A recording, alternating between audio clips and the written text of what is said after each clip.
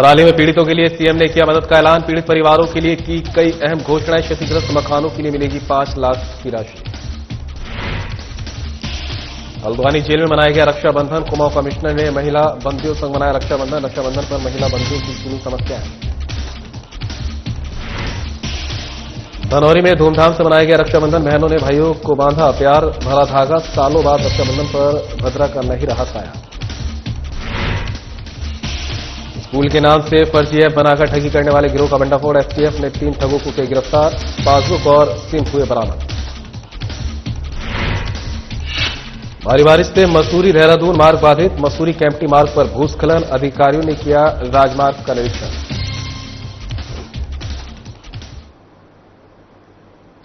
नमस्कार, उत्तराखंड की खबरें लेकर मैं हूं आपके साथ संदीप निरंजन सरकार। कोटद्वार विधानसभा क्षेत्र के देवी रोड पर बरसात के दिनों में होने वाले जलभराव से लोगों को भारी दिक्कतों का सामना करना पड़ता है। जनता की समस्या को देखते हुए क्षेत्रीय विधायक और विधानसभा अध्यक्ष ऋतु खंडूड़ी भूषण ने लोक निर्माण विभाग, सिंचाई और नगर निगम के अधिकारियों के साथ देवी रोड पर जलभराव की समस्या का स्थलीय निरीक्षण किया। वहीं अधिकारियों को सख्त निर्देश दिए गए। साथ ही देवी रोड स्थित सहित अन्य क्षेत्रों में जल निकासी व्यवस्था जल्द से जल्द बनाने के भी निर्देश दिए। विधायक ऋतु खंडूड़ी भूषण ने कहा कि देवी रोड कोटद्वार के प्रमुख और अत्यधिक व्यवस्थित सड़कों में से एक है, जहां जलभराव की स्थिति के कारण आमजन और व्यापारी लोगों को काफी परेशानी का सामना करना पड़ता है।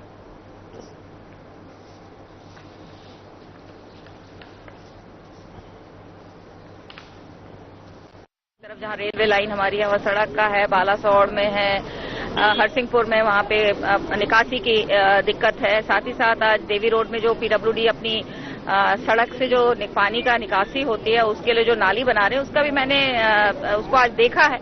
और जहाँ जहाँ पर ठीक लगा है वो बढ़िया है, लेकिन जहाँ जहाँ कुछ कमी महसूस हुई है वहाँ अफसरों को आदेशित किया गया कि इसको देखें कैसे टेक्निकली इसको ठीक कर सकते हैं, कैसे इसको और सुधारा जा सकता है। नैनीताल समेत पूरे देश की तरह हल्द्वानी में भी भाई बहन के अटूट स्नेह का पर्व रक्षाबंधन हर्षोल्लास के साथ मनाया गया। इसी क्रम में हल्द्वानी जेल में विशेष आयोजन किया गया, जिसमें कुमाऊं कमिश्नर और मुख्यमंत्री के सचिव दीपक रावत ने महिला बंदियों के साथ ये पावन पर्व मनाया। इस अवसर पर कुमाऊं कमिश्नर की धर्मपत्नी विजेता रावत, जेल अधीक्षक प्रमोद पांडे समेत जेल का समस्त स्टाफ उपस्थित रहा। रावत ने जाने अनजाने अपराध में बंद महिला बंदियों से राखी बंधवाई और उन्हें आशीर्वाद दिया। उन्होंने उनकी समस्याओं को सुना और आश्वासन दिया कि यथासंभव मदद की जाएगी। उन्होंने बताया कि कई महिला बंदियों के भाई इस बार राखी पर उनसे मिलने नहीं आ सके। ऐसे में उनकी भावनाओं को समझते हुए उन्होंने स्वयं जेल आकर उनके साथ यह पर्व मनाने का निर्णय लिया है। इस अवसर पर कुमाऊं कमिश्नर ने हल्द्वानी जेल का निरीक्षण भी किया। निरीक्षण के दौरान जेल अधीक्षक प्रमोद पांडे भी मौजूद रहे।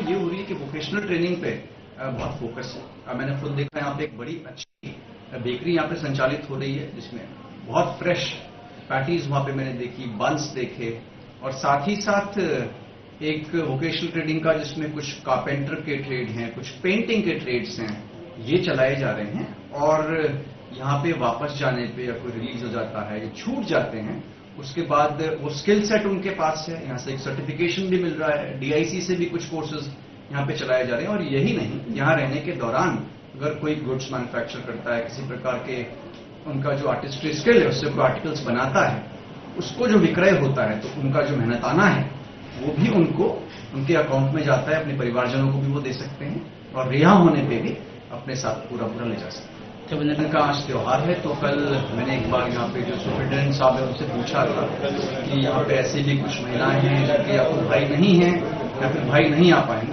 तो मुझे बताया गया था कि 23 यहाँ पे लेडीज ऐसी हैं।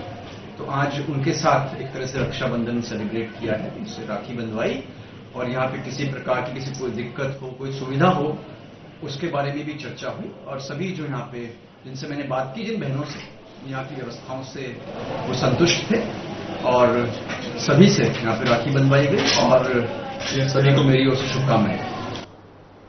उत्तराखंड की राजधानी के प्रतिष्ठित स्कूल के नाम से फर्जी ऐप बनाकर अभिभावकों से ठगी करने वाले गिरोह का एसटीएफ ने भंडाफोड़ किया है। एसटीएफ की टीम ने बरेली से 3 मुख्य ठगों को गिरफ्तार करने में सफलता हासिल की है। पूछताछ करने के बाद आरोपियों को एसटीएफ की टीम ने कोर्ट के आदेश पर जिला कारागार भेज दिया है। मामले का खुलासा करते हुए एसएसपी नवनीत सिंह ने बताया कि आरोपियों की पहचान मोहम्मद रिजवान, मोहम्मद फराज और सुदामा निवासी बरेली के रूप में हुई है।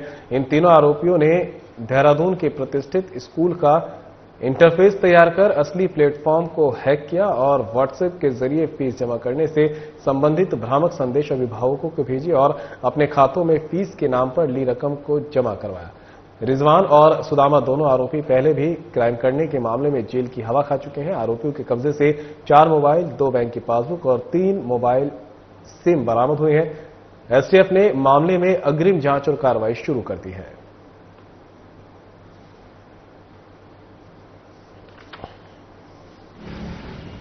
गत सप्ताह ये दून इंटरनेशनल स्कूल है, इनकी जो ऑनलाइन फी पेमेंट की जो प्लेटफॉर्म है स्कूल पे ऐड करके उसको हैक करके उसमें QR कोड जनरेट किया गया और उसमें अभिभावकों से 4,990 रुपए प्रत्येक पेरेंट से उसमें डिमांड की गई और उस संबंध में फिर एक FIR लिखी गई CCPS देहरादून में और उसमें फिर साइबर की टीम ने उस QR कोड के माध्यम से इन्वेस्टिगेशन शुरू करी और फाइनली वो पेटीएम अकाउंट और फिर बैंक अकाउंट और फिर मोबाइल नंबर से डिटेल लेते हुए अलग अलग प्लेटफॉर्म से इसमें पिछले 3 दिनों में काफी प्रयास करने के बाद में फाइनली बरेली से ये मॉड्यूल बस्ट हुआ है और इसमें 3 लोगों की अरेस्टिंग हुई है। एक रिजवान है, एक सुदामा दिवाकर और फराज और इसमें एक चौथा अभियुक्त है अभी वांटेड है और इसमें जो रिजवान और सुदामा है इनकी क्रिमिनल हिस्ट्री भी है। रिजवान के ऊपर IT एक्ट का केस है 2025 का और इन्होंने एक QR कोड जनरेट करके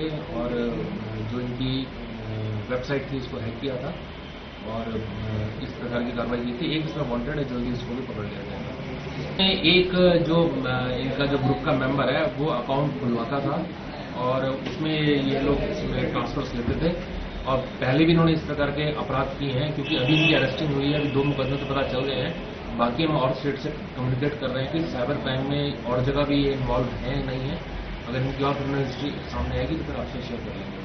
कितने पैसे थे देखिए? जब ये QR कोड जनरेट हुआ था पेरेंट्स से पैसे मांगे गए थे तो दून इंटरनेशनल स्कूल ने ये अलर्ट जनरेट किया था और सारे पेरेंट्स को ये अवगत कराया था कि ये फेक है और इसमें आप पैसे जमा मत कीजिए और हमारे स्कूल की वेबसाइट हैक हुई है। तो उसमें फिर अवेयरनेस की वजह से इसमें काफी सारे पेरेंट्स जो है पैसे जमा करने से बच गए। ये अभी कॉलेज गोइंग हैं, नए लड़के हैं। एक तो अभी 18 साल का ही कंप्लीट हुआ है और इनकी कोई विशेष टेक्निकल एजुकेशन नहीं है। इन्होंने ये YouTube और अन्य माध्यमों से ये जो हैकिंग और इसके को लागू किया। देश भर में आज रक्षाबंधन बड़ी ही धूमधाम के साथ मनाया गया। सुबह सुबह से ही बहनें अपने भाइयों की कलाई पर प्यार भरा पवित्र धागा बांध रही है। हिंदू पंचांग के अनुसार हर साल श्रावण मास की पूर्णिमा को सावन पूर्णिमा के साथ रक्षाबंधन का पर्व मनाया जाता है। बहनें अपने भाइयों की लंबी उम्र की भी कामना करती हैं। दिन भर बाजारों में भीड़ रही। बहनों ने अलग अलग प्रकार की राखियों के साथ मिठाइयों की भी खूब खरीदारी की। इस बार का ये प्यार भरा त्योहार और भी खास है क्योंकि इस साल सालों बाद भद्रा का कोई साया नहीं है। ऐसे में रक्षाबंधन और भी ज्यादा शुभ फलों की प्राप्ति वाला माना जाता है। वहीं बाजारों में जाम की स्थिति बनी रही।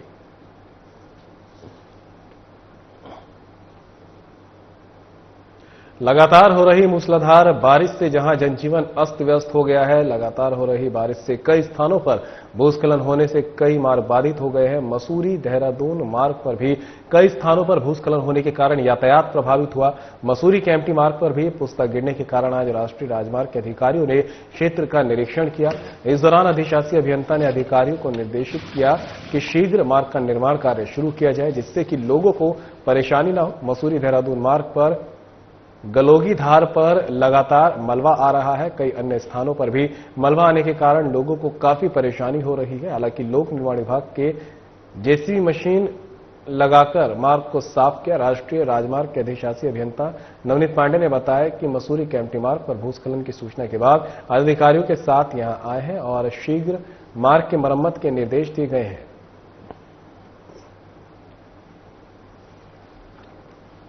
एक जगह जरूर यहाँ पर फंस गई, यहाँ पर रिटर्निंग वॉल भी डैमेज हुई है। तो हम लोगों ने अभी 1 दिन पहले ही डैमेज हुआ है ये।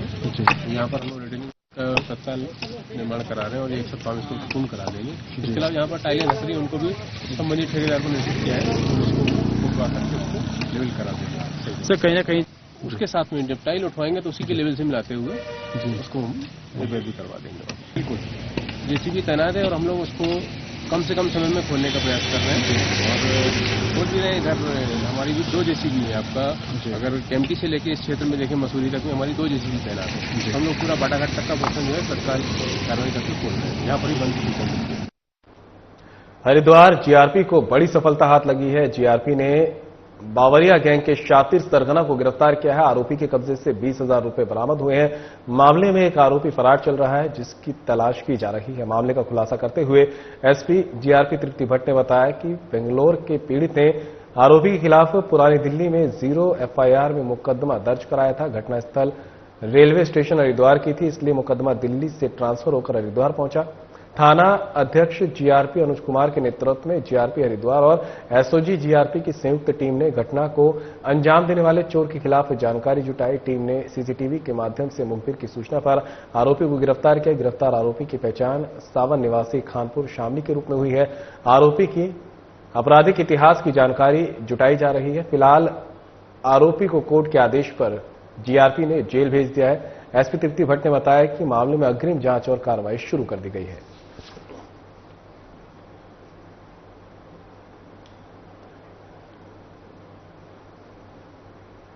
तो वहीं धराली में पीड़ितों के लिए सीएम पुष्कर सिंह धामी ने किया है मदद का ऐलान। खबर आप तक पहुंचा रहे हैं। यहां पर धराली में पीड़ितों के लिए सीएम धामी ने किया मदद का ऐलान। पीड़ित परिवारों के लिए की कई अहम घोषणाएं। क्षतिग्रस्त मकानों के लिए मिलेगी 5 लाख रुपए की तत्काल आर्थिक सहायता। मृतकों के परिजनों को भी मिलेगी 5 लाख रुपए की राशि।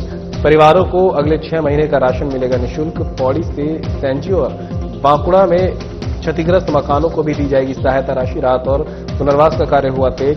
समग्र पुनरुद्धार और आजीविका सुदृढ़ीकरण के लिए 3 सदस्यीय समिति का हुआ गठन। 1 सप्ताह के अंदर समिति प्राथमिक रिपोर्ट करेगी प्रस्तुत। धराली गांव के भविष्य को लेकर दीर्घकालिक और प्रभावी नीति का खाका होगा तैयार। सेब के बगीचों का हुआ नुकसान का होगा आकलन। हर प्रभावित नागरिक के साथ खड़ा मुख्य सेवक। धराली के अलावा कई अन्य जगहों में भी आपदा से हुई भारी तबाही। पीड़ितों को सुरक्षित स्थानों पर पहुंचाना हमारी प्राथमिकता। विपरीत परिस्थितियों में 1000 से अधिक प्रभावितों का किया रेस्क्यू। घायलों को मिल रहा उचित उपचार। हर्षिल और धराली क्षेत्र में भेजी गई पर्याप्त जन उपयोगी वस्तुएं। हर्षिल क्षेत्र में बिजली आपूर्ति के लिए उरेड़ा का पावर हाउस हुआ शुरू। बिजली तारों और मोबाइल कनेक्टिविटी में हुआ सुधार। 2 बड़े जनरेटरों से आपदा क्षेत्र में किया जा रहा काम। गंगनानी में बेली ब्रिज का कार्य तेजी से हुआ शुरू। भूस्खलन की चपेट में आई सड़कें जल्द होगी बहाल। अगले 2-3 दिनों में क्षतिग्रस्त सड़कों को कर दिया जाएगा ठीक। विपक्ष भी पीड़ितों की मदद के लिए आगे आए। ये समय राजनीति का नहीं है, सेवा भाव का।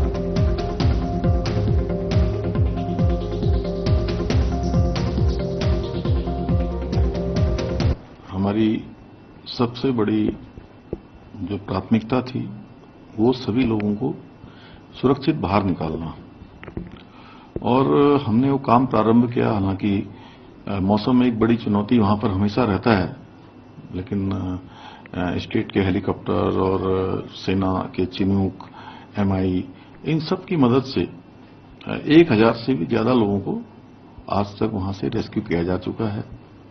सभी तीर्थयात्री श्रद्धालु जो देश भर के आए हुए थे उन सभी को अब निकाला जा चुका है और स्थानीय लोगों को भी निकाल रहे हैं। और आज ये काम हमारा लगभग पूरा हो जाएगा और कुछ बचेगा तो उसको कल प्रातःकाल फिर से रेस्क्यू करके उसको पूरा करेंगे। इसके बाद सभी घायलों को भी अस्पताल में पहुंचा दिया गया है। कुछ लोग एम्स में भी हैं, कुछ उत्तरकाशी में हैं। सभी को अच्छा इलाज मिले उसकी भी सभी प्रकार की व्यवस्थाएं वहां पर की गई हैं। तो लोगों को वहां बिजली मिले उसके लिए कल उरेडा का जो पावर हाउस है उसको चालू किया गया था। और हर्षिल क्षेत्र में कनेक्टिविटी बिल्कुल लॉस्ट हो गई थी। टावर भी जो है इस आपदा में तबाह हो गए थे। तो कल से वहां पर एयरटेल, वोडाफोन चालू हो गए हैं और आज 125 केवी के 2 जनरेटर सेट वहां पर पहुंच गए हैं और उनको भी रिस्टोर किया जाएगा। इसी तेज गति से वहां पर बिजली की लाइनों को बनाने का काम भी यूपीसीएल कर रहा है और संभवतः आज अगर काम पूरा हो जाएगा तो एक सामान्य रूप से जैसे पहले वहां पर बिजली की सप्लाई होती थी उसी प्रकार की बिजली की सप्लाई होगी। मार्ग है वो पूरी तरह से अभी जलमग्न है, वहां पर तालाब जैसा बन गया है और फिर मशीनें पहुंचेंगी तो उस तालाब को भी चैनलाइजेशन किया जाएगा जिससे कि वो तालाब से पानी निकले और पानी अपने नॉर्मल तरीके से आगे बहाव की ओर जाएगा तो वो स्थान खाली हो जाएगा जहां पर हमारा हेलीपैड था, वो भी पूरा 8-10 फीट उसमें भी पानी भरा हुआ है और फिर हमारा धराली तक ये संपर्क मार्ग बन जाएगा। तो वहां पर अन्य जो राहत के काम है, बड़ी मशीनें जानी है, जेसीबी जानी है, इसमें पोकलैंडें जानी है, वो आसानी से जा पाएंगी और इस काम को हम प्राथमिकता से कर रहे हैं। इसके एक आपदा राहत की जो राशि होती है मानकों की वो देने का काम वहां पर प्रशासन ने किया। हालांकि कुछ लोगों ने इसको भी अनावश्यक रूप से इशू बनाने का प्रयास किया। इस समय इशू बनाने का नहीं है, हम सभी को चूंकि संपूर्ण प्रकार की जो सहायता होती है वो सहायता उपलब्ध कराएंगे, ये हमारा संकल्प है और हम लोगों का वो गांव फिर से आए और उनकी आपदा बहुत बड़ी आपदा है और सभी कुछ चला गया, तबाह हो गया, तो उसके अनुरूप जो मानक हैं उन मानकों के अतिरिक्त भी हम काम कर रहे हैं। 5 लाख रुपए की जो सहायता राशि है वो सभी के लिए आज जारी कर रहे हैं और उसके अतिरिक्त सचिव राजस्व की अध्यक्षता में 3 सदस्यीय कमेटी बनाई जा रही है। एक कमेटी बनाएगी, वो सब प्रकार का आकलन करेगी और आकलन करने के बाद वो जितने भी हमारे पीड़ित लोग हैं उन पीड़ित परिवारों का पुनर्वास कैसे होगा, विस्थापन कैसे होगा, कितनी हानि हुई है, कितना जो हमारे फल है वहां पर बहुत बड़ा काम जो है सेब का भी था, वो भी बहुत नुकसान हुआ है, उसको भी जो है हम लोग हर प्रकार से सहायता करेंगे। लोगों के होटल थे, होम स्टे थे, मकान थे, वो पूरी तरह से तबाह हो गए हैं। तो उसके अनुरूप हमारा पूरी तरह से है कि सभी आपदाओं में जिस प्रकार से एक पैकेज दिया जाता है वो पैकेज भी हम देंगे। जहां धराली में जिस प्रकार से तबाही हुई उसके अतिरिक्त प्रदेश के अनेक स्थानों पर भी भारी तबाही इस आपदा में हुई, बादल फटने से, लैंडस्लाइड से। तो ज्यादा जानकारी के लिए उत्तराखंड से हमारे ब्यूरो चीफ कमल शर्मा हमारे साथ जुड़ गए हैं। कमल, धराली में जिस तरह से आपदा हुई उसके बाद लगातार एक तरफ बचाव राहत कार्य जारी थे, वहीं दूसरी तरफ अब सीएम पुष्कर सिंह धामी ने मदद का ऐलान भी किया है कि प्रभावितों को मदद यहां पर दी जाएगी। क्या कुछ ऐलान किया गया है?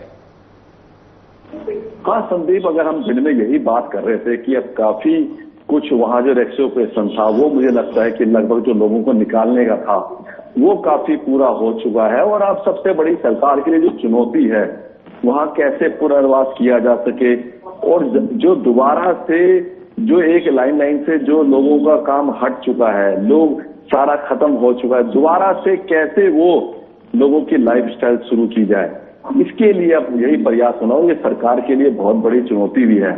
चाहे मुख्यमंत्री कहें तो 3 दिन तक वहीं पर डटे रहे और सारी व्यवस्थाओं का वहां पर उन्होंने जायजा लिया और जल्दी से जल्दी यही प्रयास था कि जो रेस्क्यू ऑपरेशन है, जो लोग वहां फंसे हुए हैं उनको जल्दी से जल्दी निकाला जा सके और उसके बाद फिर जो राहत कार्य हैं, जो पुनर्वास कार्य कर रहे हैं उनको वहां पर शुरुआत की जाए। और आज उन्होंने ऐलान भी कर दिया, उन्होंने यही कहा है, उन्होंने कहा है कि जिनके मकान क्षतिग्रस्त हुआ उनको 5 लाख रुपए की सहायता राशि दी जाएगी और साथ ही जो परिवारों के परिवार का कुछ जो भी कोई उनका आदमी, कोई उनका परिवार, कोई भी जो जिसकी डेथ हो गई है उसको भी 5 लाख रुपए दिए जाएंगे और साथ ही अगले 6 महीने तक उनको राहत जो सामग्री है खाने पीने की, रसद वगैरह, वो भी निःशुल्क दी जाएगी। अब यही सरकार का प्लानिंग है। सरकार ने आज 3 सदस्यीय कमेटी का भी गठन किया है, उसमें जो वहां जाके आकलन करेगी कितना नुकसान हुआ है, क्या हुआ है, उन सारी चीजों को देखेगी। और फिर सबसे बड़ी बात है कि जब वहां टीमें पहुंच गई हैं, पानी धीरे धीरे कम हो जाए, हेलीपैड है वहां पर वो पूरी तरह खत्म हो चुका है और अन्य व्यवस्था पर जब धीरे धीरे वहां मशीनरी जानी शुरू होगी, इक्विपमेंट्स जाएंगे, तो फिर दोबारा से उस पुराने समय को लौटाने का प्रयास किए जाएंगे। जितने लोगों के मकान खत्म हो गए, होटल्स खत्म हो गए और चीजें खत्म हो गई, अब यही प्रयास किया जाएगा कि अब जो पुनर्वास हो वो किस हिसाब से हो, ताकि आपदा जो है लगातार कहें तो पर्वतीय क्षेत्रों में आ रही है और इसलिए तो आई है, भूस्खलन बहुत हो रहा है और जगह आपदा आ रही है, पौड़ी में कहीं जगह आई और भी कहीं जाए, तो एक ऐसा सिस्टम जरूर बनाना पड़ेगा कि जो ऐसी जगह पुनर्वास हो सके, ऐसी जगह किया जा सके जहां से आपदा अगर आए तो कम से कम जान माल का नुकसान हो। तो उन्होंने यही कहा, उन्होंने कहा कि जो मानक हैं जब आपदा के जो मानक होते हैं किसमें कितना मुआवजा दिया जाता है वो तो दे रहे हैं, और अब जब रिपोर्टें आएंगी, जब चीजें निकल के आएंगी तो ये भी देखा होगा, अभी अतिरिक्त इनको मुआवजा दिया जाएगा, सब चीजों को ध्यान में रखा जाएगा। और हमारा यही प्रयास है कि कोई भी जो पीड़ित है उसके हर दर्द में मरहम लगाई जाए, और जितना सरकार हो सकेगी, संभव हो सकेगी, उतना उनको मुआवजे देगी। और फिर उनकी पुरानी जो व्यवसायिक काम थे, जो पुरानी जो उनकी जिंदगी थी, उस दोबारा में लौटाने का उनको प्रयास किया जाएगा। सरकार का यही प्रयास है। साथ ही उन्होंने विपक्ष को भी कहा है, उन्होंने कहा इस टाइम राजनीति का टाइम नहीं है, सरकार हर संभव मुआवजा दे रही है और इस टाइम सेवा का काम करने की जरूरत है, उन लोगों के आंसू पोंछने की जरूरत है, उनका दुख दर्द जानने की जरूरत है। तो यही उन्होंने कहा है कि इस टाइम सेवा काम है और सरकार जितना भी हो सकेगा ज्यादा से ज्यादा मुआवजा उनको उपलब्ध कराएगी। कमल, लेकिन जिस तरह से जो है पुनर्वास के लिए यहाँ चुनौतियां, मौसम भी बना रहेगा और इसी के साथ जो टीमें गठित की गई हैं उनको कितना समय दिया गया है सारा आकलन करने के लिए, ताकि जो अब आगे की जो नीतियां हैं वो उसी के आधार पर तैयार की जा सके? हाँ, 3 वरिष्ठ अधिकारी राजस्व सचिव है, उनकी अध्यक्षता में यहाँ टीम बनाई गई है। उनको यही कहा गया है, जो एक प्राथमिक रिपोर्ट होती है, लगभग 1 हफ्ते 10 दिन का समय दिया गया है। एक प्राथमिक रिपोर्ट, पहली जो प्राथमिक रिपोर्ट बताएगी कितना नुकसान हुआ है, उसका एक आकलन वो बताया जाए, उसमें क्या हुआ। साथ ही वहां पर सेब की बहुत बड़ी खेती होती थी, बहुत बड़ा सेब का काम था वहां पर, वो भी काफी नुकसान हुआ है, उसका भी आकलन किया जाए कि इसके लिए कितना मुआवजा दिया जाए, क्या दिया जाए, उसके लिए भी उन्होंने कहा है। तो उन्होंने यही कहा कि अब सबसे बड़ी बात यही है कि अब रेस्क्यू ऑपरेशन खत्म हो जाएगा, उसके बाद दोबारा से वहां जीवन यापन करने के लिए उनकी व्यवस्थाएं करना, जिनके मकान खत्म हो गया उनके लिए व्यवस्था करना, ये एक बहुत बड़ी चुनौती है और सरकार इस चुनौती को स्वीकार भी कर रही है। कमल, हम लगातार देख भी रहे हैं कि जिस तरह से मौसम लगातार यहाँ पर बारिश हो रही है, लैंडस्लाइड भी हो रही है, उसको लेकर आगे को क्या कुछ रणनीति है कि ताकि इस तरह की जो है विषम जो भयावह परिस्थिति है वो सामने ना आए? संदीप, सबसे बड़ी बात अगर आप कहें तो यहाँ का, मैंने कहा ना, यहाँ के जो पहाड़ हैं, यहाँ का जो अलग से मौसम है वो बिल्कुल अलग है। हम देखते हैं जैसे बारिश आ जाती है, कुछ आते हैं एकदम जो पहाड़ में मिट्टी निकल जाती है, भूस्खलन हो जाता है। तो कई ऐसी चीजें हैं, मतलब समय समय पर प्रयास किया जाता है कि इस प्रकार की घटनाएं ना हो, लेकिन अब बादल फटने की घटनाएं हो गई, बारिश सुना वो लैंडस्लाइड आ गई, सड़क पे आ गया, सड़क टूट गई, नीचे से वो चला गया। तो ये बहुत बड़ी एक चुनौतियां भी हैं। और इसमें अब इतनी बड़ी आपदा आई है, कितना पैसा यहाँ के लिए चाहिए होगा, केंद्र सरकार कितनी मदद करती है, कहाँ से पैसा आता है। ये मुख्यमंत्री राहत कोष भी लोगों से अपील की गई है कि आप भी कुछ फंड दीजिए जिससे लोगों को जल्द से राहत पहुंचाएगा। तो एक सरकार के लिए बहुत बड़ी चुनौती होती है, केंद्र सरकार भी कितना फंड देगी, क्योंकि हिमाचल और हम उत्तराखंड की बात करें तो लगातार ये कोई ऐसा साल नहीं जाता कि जिसमें मानसून जब होता है तो यहाँ आपदा ना आए, बादल फटने की घटना ना हो, भूस्खलन ना होना। और ये आपदा भी जब यहाँ थराली वाली बात करें तो बहुत बड़ी एक आपदा थी और यहाँ काफी नुकसान हुआ है, क्योंकि जब अगर हम पुरानी थराली को देखें और आज को देखें तो बहुत ज्यादा वहाँ होटल तबाह हो गए सारे। वहां पर अगर हम कहें तो लोगों के घर खत्म हो गए, लोगों का व्यवसाय खत्म हो गया, सेवी की होती थी वो सारा खत्म हो गया, होम स्टे थे वो खत्म हो गए। मतलब इतनी प्रेशर से वो पानी आया जो कुछ ही सेकंडों में लोगों की जीवन को उन्होंने तहस नहस कर दिया। तो ये बहुत बड़ी आपदा जो निकल के आई है। और आप कहा ना कितनी विपरीत स्थिति में भी, जिस हिसाब से मौसम इतना खराब था, उसके बावजूद भी किस प्रकार से भारतीय सेना के जवानों ने, आईटीबीपी के जवानों ने, उत्तराखंड के पुलिस जवानों ने, एसडीआरएफ, एनडीआरएफ के जवान अपनी जान जोखिम में डालकर कैसे वहां से लोगों को बचाए, ये भी ये कभी नहीं भूलना चाहिए। कहते हैं ना कि घटनाएं होती हैं, लेकिन जब उन घटनाओं में जब ऐसे जो हमारी एजेंसियां हैं, जो बचाव राहत की एजेंसियां, जब उनको वहां जाना पड़ता है तो वो भी अपनी जान जोखिम जाके उन लोगों की जान बचाती हैं। जब यहाँ पर पहले ही मंगलवार की बात है, जब यहाँ आई और वहां पर भारतीय सेना का कैंप भी था और काफी लोग निकल भी गए, और फिर उसके बाद भी काफी जवान लोगों को बचाने में लगे रहे, जो काफी घायल भी हो गए हैं और कुछ मिसिंग भी गया है भारतीय सेना के जवान। तो वही है कि सबसे बड़ा चैलेंज उनके लिए होता है जब कहीं भी ऐसी तरह की घटना होती है। एनडीआरएफ, एसडीआरएफ, भारतीय सेना के जवान, एयरफोर्स के जवान, आईटीबीपी के जवान, इन सबको लगाया जाता है जो अपनी जान जीवन डालकर उन लोगों का जीवन बचाते हैं। कमल, अगर बात करें रेस्क्यू ऑपरेशन की तो अभी और कितना वक्त लगेगा पूरी तरह से इस रेस्क्यू ऑपरेशन को पूरा होने में? हाँ संदीप, अगर हम कहें तो जिस हिसाब से हम देख रहे हैं आज 5वां दिन है यहाँ पर, मुझे लगता है कि लगभग अधिकांश जो लोग वहां फंसे हुए थे काफी कुछ निकाल लिया गया वहां पर, क्योंकि काफी पहुंच भी गए कि 2-3 दिन का मौसम खुला और उसके बाद जैसे ही वहां पर कई हेलीकॉप्टर से लगातार लगाए गए हैं कि एकदम मौसम खराब है, जितनी जल्दी हो सके लोगों को निकाला जा सके, जो होता था उनको निकाला जा सके। राहत की टीमें वहां पहुंचाएगी, आर्मी के जवान वहां पहुंचाएंगे, एसडीआरएफ के पहुंचाएंगे, एनडीआरएफ के जवान पहुंचाएंगे। तो हर तरीके से ये क्या, और सबसे बड़ी बात है जो पुल क्रैश हो गया, पूरी ध्वस्त हो गया, उसको जल्दी से जल्दी बनाने का प्रयास किया जा रहा है, रोड को जल्दी से ठीक किया जा रहा है, ताकि जो सड़क रास्ते से जो वाहन है, जो जेसीबी मशीनें हैं, जो और इक्विपमेंट्स है वहां पर पहुंचे, तब वहां पर वो वाला जो काम शुरू हो जिसको मलबा आ गया। कमल, तमाम जानकारी के लिए आपका बहुत बहुत शुक्रिया। और फिलहाल इस बुलेटिन में मेरे साथ इतना ही, दीजिए इजाजत, नमस्कार।